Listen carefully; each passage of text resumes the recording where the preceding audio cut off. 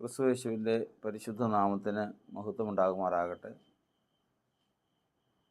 യേശുവിൻ്റെ ശരീരം എന്ന വിഷയത്തെ സംബന്ധിച്ച് നാം അടുത്ത ഭാഗത്ത് ചിന്തിക്കുകയാണ്. നാം അതിനെക്കുറിച്ച് പല കാര്യങ്ങളും ചിന്തിപ്പാനിടയായി തീർന്നു. ഒരു മൃഗം അത് ഏത് തരത്തിലുള്ള ഭക്ഷണം കഴിച്ചാലും അതിൻ്റെ ശരീരം ആ വംശത്തിൻ്റെ ഭക്ഷണമായി തന്നെ പരിണമിക്കും. സിംഹം പുല്ല് തിന്നാലും അതിൻ്റെ ശരീരം സിംഹത്തിൻ്റെ ശരീരമായി തന്നെ ആ പുല്ല് പരിണമിക്കും.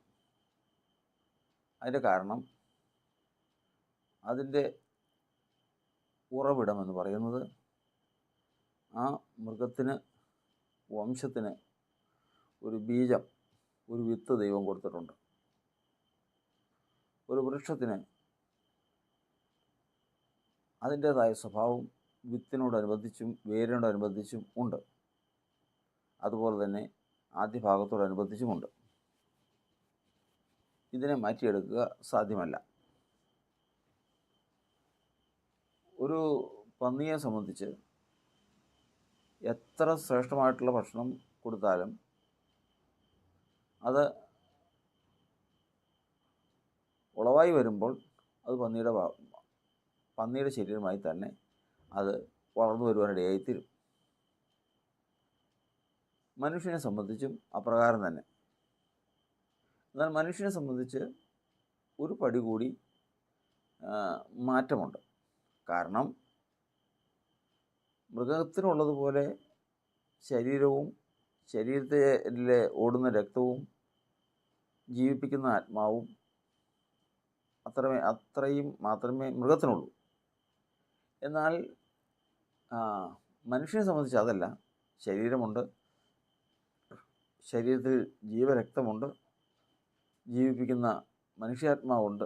ഇത്രയും മൃഗങ്ങൾക്കുള്ളതുപോലെ തന്നെ ഉണ്ടെങ്കിലും അതിനേക്കാൾ ഉപരിയായിട്ട് ഒന്നുകൂടിയുണ്ട്. അത് അവൻ്റെ ദേഹിയാണ്, അല്ലെങ്കിൽ പ്രാണനാണ്. ഇതുള്ളത് കൊണ്ട് അവൻ്റെ ജീവിതം, അവൻ്റെ ശരീരം പൊതുവെ മനുഷ്യ ശരീരമായി തന്നെ അവൻ്റെ വിത്തിൽ നിന്നും അവൻ്റെ ജന്മനാലിലുള്ളതും ബീജത്താലുള്ളതും പിതാവിൻ്റെ ബീജത്താലും മാതാവിൽ നിന്നും ഉളവായി വന്നിട്ടുള്ള ആദ്യ ഭാഗത്താലും എല്ലാം അവൻ മനുഷ്യ ശരീരം ഉളവാകുമെങ്കിലും ജനിച്ചതിന് ശേഷം അവൻ ലോകത്തിൽ ജീവിക്കാൻ തുടങ്ങുമ്പോൾ അവൻ വളർച്ച പ്രാപിക്കുന്ന മനസ്സനുസരിച്ച് അവനിൽ മാറ്റമുണ്ടാകും. ആ മാറ്റം എങ്ങനെ സംഭവിക്കുന്നു എന്നുള്ളതാണ് ഇന്ന് നമ്മൾ വചനത്തിൽ കൂടി ചിന്തിക്കുന്നത്. യോബിൻ്റെ പുസ്തകം 20-ാം അധ്യായത്തിൻ്റെ 12-ാം വാക്യത്തിൽ, അത് യഥാർത്ഥത്തിൽ അത് ദുഷ്ടനെക്കുറിച്ച് പറഞ്ഞിരിക്കുന്നതാണ്. അതിൻ്റെ 5-ാം വാക്യത്തിൽ, ദുഷ്ടന്മാരുടെ ജയഘോഷം താൽക്കാലികമത്രേ, വഷളൻ്റേതായ സന്തോഷം ക്ഷണനേരത്തേക്കേ ഉള്ളൂ. അവൻ്റെ മഹിമ ആകാശത്തോളം ഉയർന്നാലും അവൻ്റെ തല മേഘങ്ങളോളം എത്തിയാലും അവൻ സ്വന്തം മലം പോലെ എന്നേക്കും നശിക്കും. അവനെ കണ്ടിട്ടുള്ളവർ അവൻ എവിടെയെന്ന് ചോദിക്കും. അവൻ സ്വപ്നം പോലെ പറന്നു പോകും, അവനെ പിന്നെ കാണുകയില്ല. അവൻ രാത്രി ദർശനം പോലെ പാറിപ്പോകും, അവനെ കണ്ടിട്ടുള്ള കണ്ണ് ഇനി അവനെ കാണുകയില്ല. അവൻ്റെ ഇടം ഇനി അവനെ ദർശിക്കുകയുമില്ല. തുടർന്ന് തുടർന്നുള്ളതാണ്. അതിൻ്റെ 12-ാം വാക്യത്തിൽ ഇവനെക്കുറിച്ച് പറയുകയാണ്. ദുഷ്ടത അവൻ്റെ വായിൽ മധുരിച്ചാലും അവനത് നാവിൻ കീഴെ മറച്ചു വെച്ചാലും അതിനെ വിടാതെ പിടിച്ച് വായ്ക്കകത്ത് സൂക്ഷിച്ചു വെച്ചാലും അവൻ്റെ ആഹാരം അവൻ്റെ കുടലിൽ പരിണമിച്ച് അവൻ്റെ ഉള്ളിൽ സർപ്പവിഷമായി തീരും. അപ്പോൾ മനുഷ്യനെ സംബന്ധിച്ചിടത്തോളം അവിടെ എഴുതിയിരിക്കുകയാണ്, ദുഷ്ടത അവൻ്റെ വായിൽ മധുരിച്ചാലും. ദുഷ്ടത വരുമ്പോൾ മധുരം, നീതി വരുമ്പോൾ മധുരം.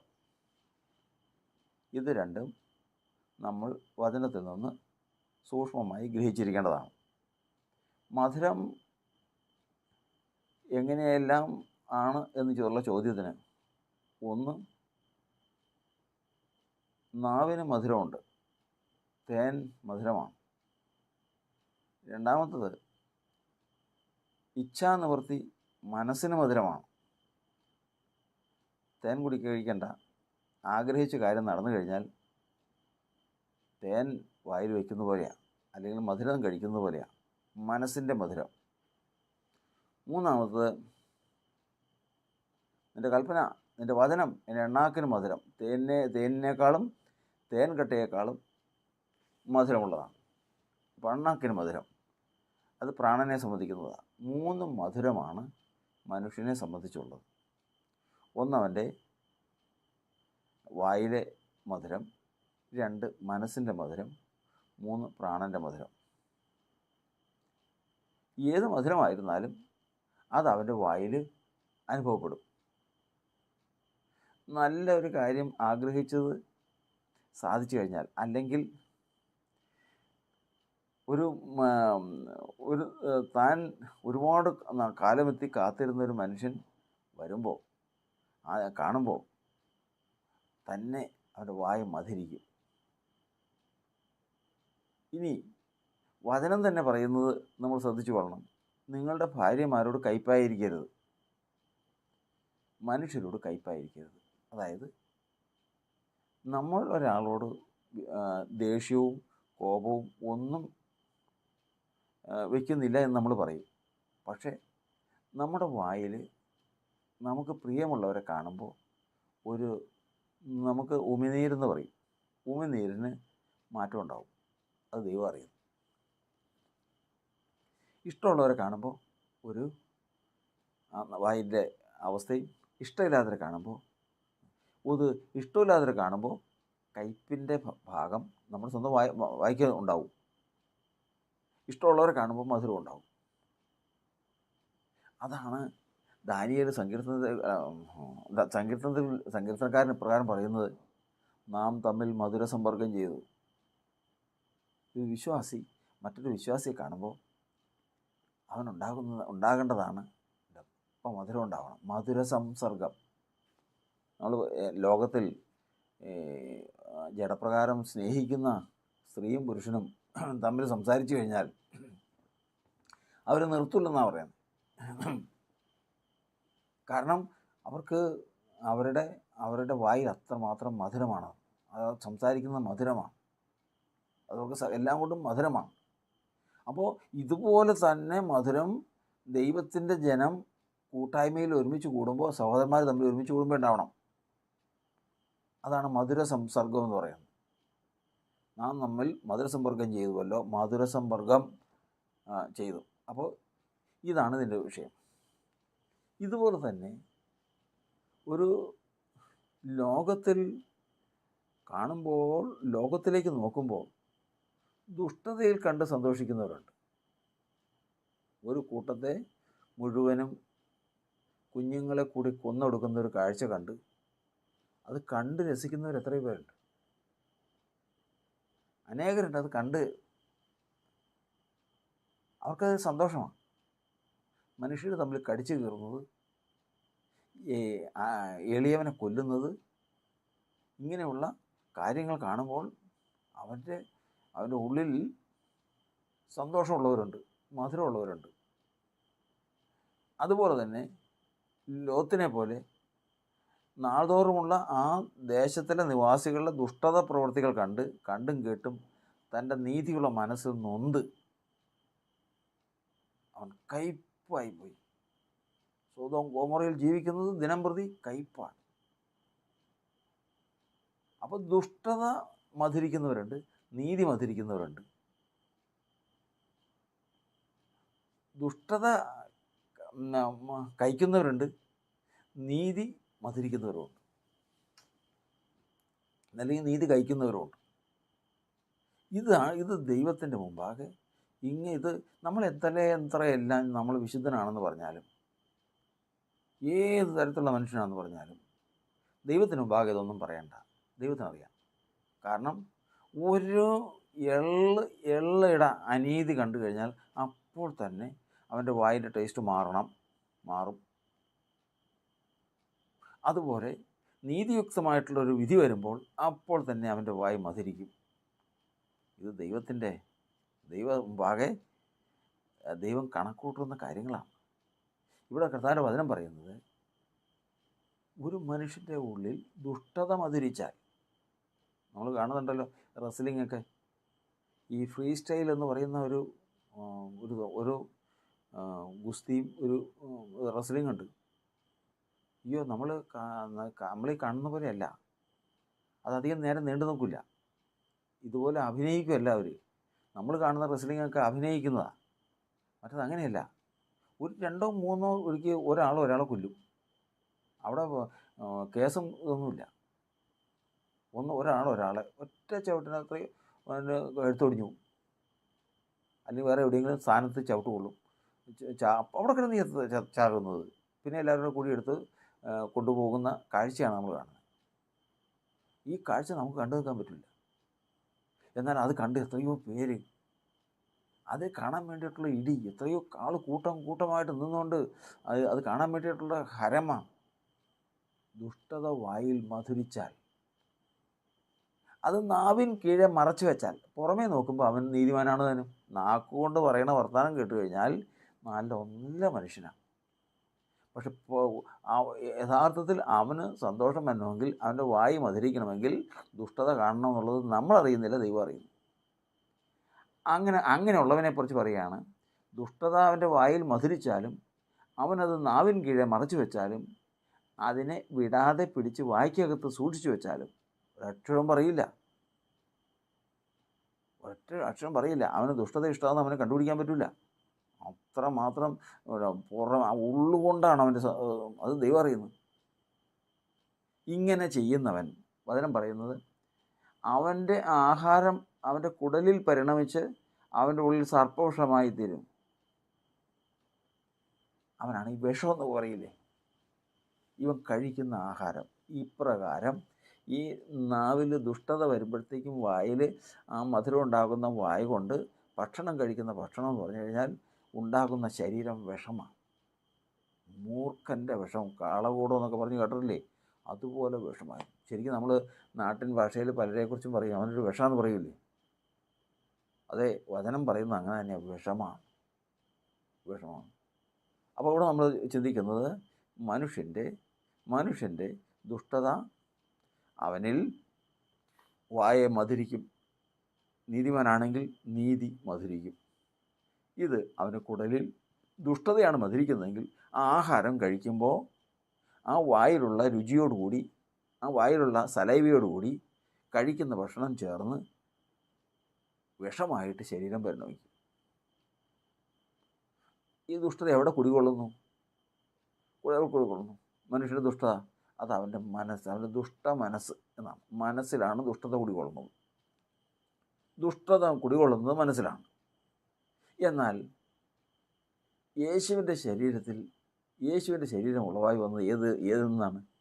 യേശുവിൻ്റെ മനസ്സിൽ നിന്നാണ്. നമുക്കോ 1 കൊരിന്ത്യർ ലേഖനം 2-ാം അധ്യായത്തിൻ്റെ 16-ാം വാക്യത്തിൽ എഴുതിയിരിക്കുന്നത്, നാമോ ക്രിസ്തുവിൻ്റെ മനസ്സുള്ളവരാകുന്നു. ഒരനീതിയിലും നമുക്ക് രസമില്ല. ഒരനീതിയിലും. ഇങ്ങനെയുള്ളവരെ ദൈവം കണ്ടുവയ്ക്കും. ദൈവം അറിയുന്നു. ദൈവം അറിഞ്ഞതിന് ശേഷം ഇവരെന്ത് ചെയ്യുന്നറിയോ? ഇവർക്ക് ന്യായവിധി വരുത്തണം. ഇവർ ന്യായം വിധിക്കും. അതിനുവേണ്ടി ദൈവം ചെയ്യുന്നൊരു പ്രവൃത്തിയുണ്ട്. എന്താണെന്നറിയാമോ?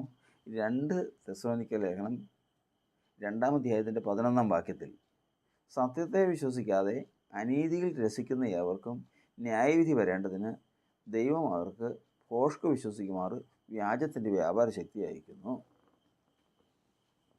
അവർക്ക് ന്യായവിധി ദൈവം വരുത്തും. എങ്ങനെ? അവരെ ഭോഷ്ക് വിശ്വസിക്കുമാറ്. ഇവിടെ ഒരു കൂട്ടായ്മ ഉണ്ടായിരുന്നു. ഒരു കൂട്ടായ്മയിൽ കുറച്ച് പേര് കൂടി ഒരുമിച്ച് സന്തോഷമായിട്ട് നടന്നതാണ്. ഇതിനകത്ത് ചിലർക്ക് ഒരാൾക്ക് ഒരു വീഴ്ച പറ്റിയെന്നിരിക്കട്ടെ. ഉദാഹരണം പറഞ്ഞാൽ മതി.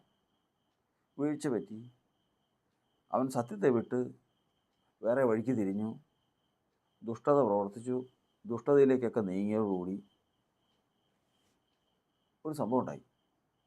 ചില നാളുകൾ കഴിഞ്ഞപ്പോൾ അദ്ദേഹത്തോട് ക്രമപ്പെടാൻ പല പ്രാവശ്യം പറഞ്ഞതാണ്, കേട്ടില്ല. അത് പ്രശ്നമാണെന്ന് പറഞ്ഞതാണ്, കേട്ടില്ല. അന്നേരമാണ് ഇവിടെ ഒരു അതിശയം, അത്ഭുതം പ്രവർത്തിക്കുന്ന ഒരു സ്ഥലത്ത് അത്ഭുതം പ്രവർത്തിക്കുന്ന ഒരു ഒരു ശുശ്രൂഷയുണ്ടെന്ന് കേട്ടു. മരിച്ചവർ വരിക, സംസാരിക്കുക, മരിച്ചവർ ഓട് രഹസ്യം പറയുക, അവരോട് കാര്യങ്ങൾ അന്വേഷിക്കുക മുതലായിട്ടുള്ള കാര്യങ്ങളെല്ലാം നടക്കുന്ന ഒരു സ്ഥലം വന്നു. ഒരിക്കലും വചനത്തിന് നിരക്കുന്നതല്ല അത്. അത് ഫോഷ്കാണ്, ഫോഷ്കിൻ്റെ ആത്മാവാണ്.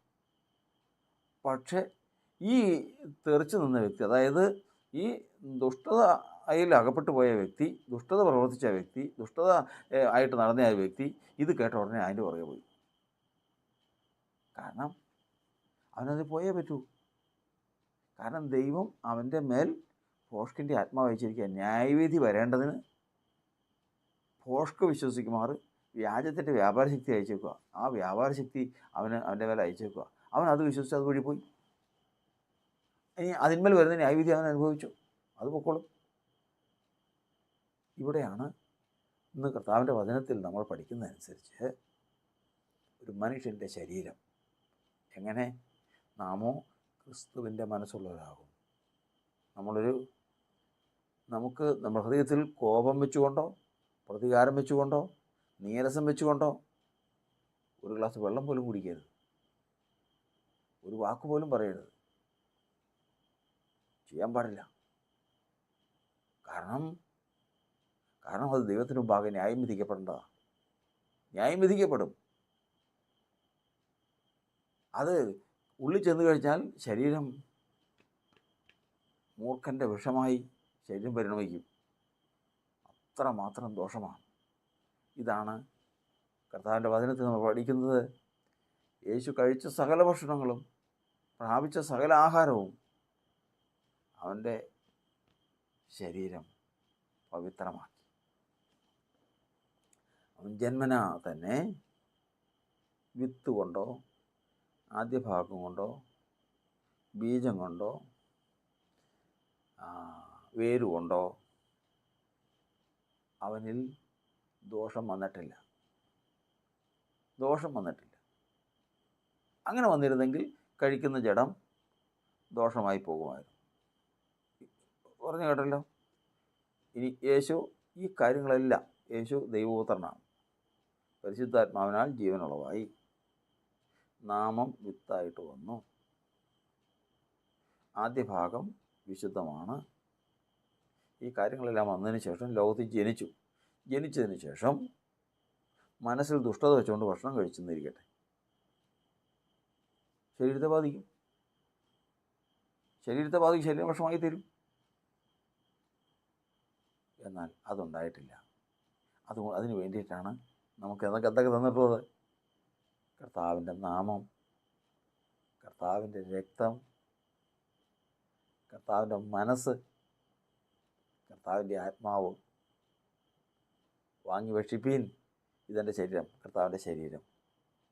ഒരു കാരണവശാലും ദ്രവത്വമോ വിഷമോ ദോഷമോ മനുഷ്യരിൽ കിടക്കാതെ വണ്ണം യേശുവിൻ്റേതായ ശരീരം പോലെ തന്നെ ആയിത്തീരുവാൻ നമുക്ക് കർത്താവ് ചെയ്തത് എന്തെന്ന് നമ്മൾ പഠിക്കുമ്പോഴാണ് യേശുവിൻ്റെ ശരീരത്തിൻ്റെ മാഹാത്മ്യവും ഒരു മനുഷ്യ ശരീരം എന്തായിത്തീരുമെന്നും എങ്ങനെയായിത്തീരുമെന്നും നമ്മൾ പഠിക്കുന്നത്. അവൻ്റെ ശരീരം ഈ ലോകത്തു നിന്ന് പ്രാപിച്ച ഭക്ഷണത്താലും പാനീയത്താലും തന്നെ ഉണ്ടായതാണ്. ആദ്യ ഭാഗം മറിയിരുന്ന് ഉണ്ടായത് തന്നെയാണ്. പക്ഷേ അതിലുള്ള ഒരു ദോഷവും ഇവൻ്റെ ശരീരത്തെ ബാധിച്ചിട്ടില്ല. കാരണം ഇവൻ്റെ വിത്ത് ദൈവികമാണ്. ഇവൻ്റെ ജീവൻ ദൈവപുത്രൻ്റെ ജീവനാണ്. ഇവൻ്റെ മനസ്സ് ക്രിസ്തുവിൻ്റെ മനസ്സാണ്. ഇവൻ്റെ ആത്മാവ് പരിശുദ്ധാത്മാവിനാൽ ഉളവായതാണ്. അവൻ്റെ ശരീരം പരിശുദ്ധവുമാണ്.